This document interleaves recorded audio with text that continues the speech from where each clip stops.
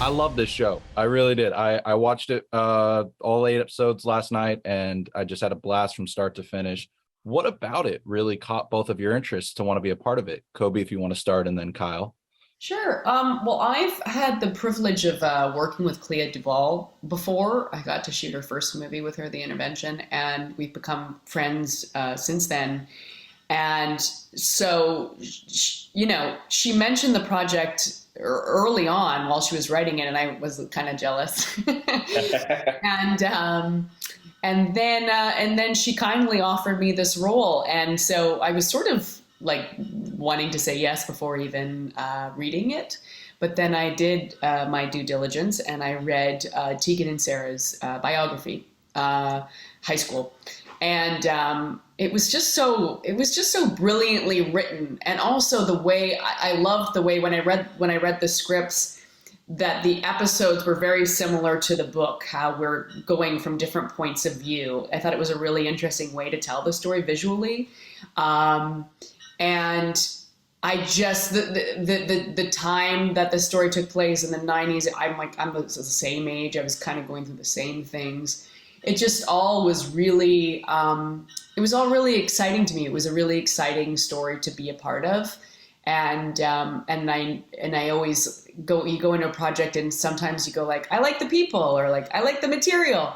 But it's very rare that you have a combination of like loving the people and really loving the material. So it was it was, of course, yes. And we got to shoot in Calgary, Alberta, which is close to my hometown. So it all kind of lined up in a great way. There you go. And then Kyle, how about for yourself?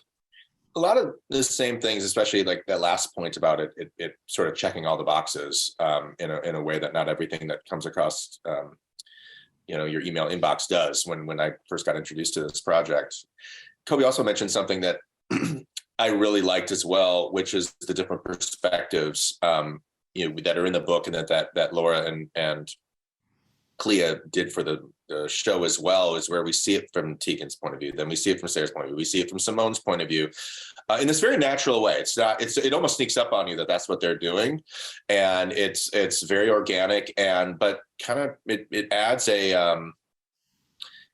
style to it that really spoke to me, and it individualizes them. We're making a lot of commentary, or we're presenting a lot about coming of age and finding your sexuality, and a lot about the 90s and what the 90s meant for all that.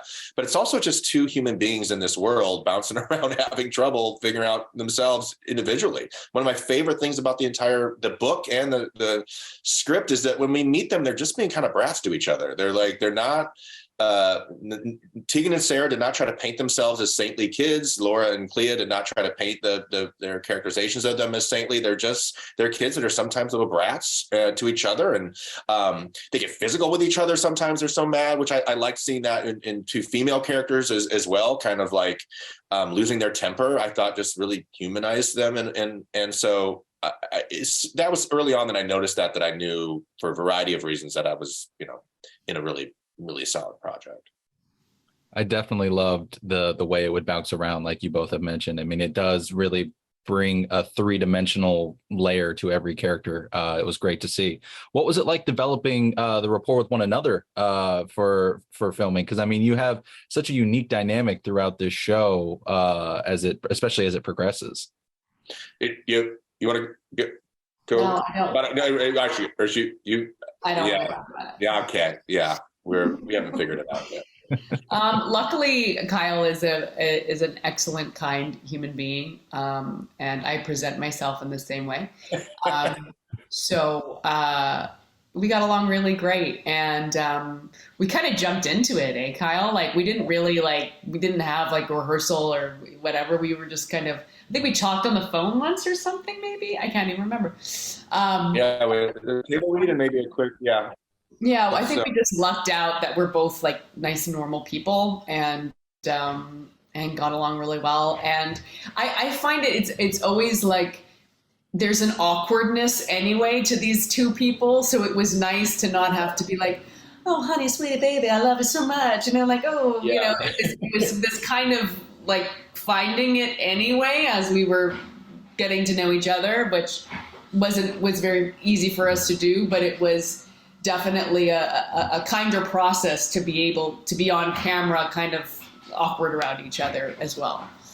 Yeah, I think like back, same compliments to Cobie, just a kind professional who's very funny on set, like just like what keeps, it was really important for the girls, for Rayleigh and Season. This is the first time they've ever been on set. And Cobie was there a little earlier than I was. And I think it helped foster this really great balance of professionalism, but also, hey, this is fun to do and light as well.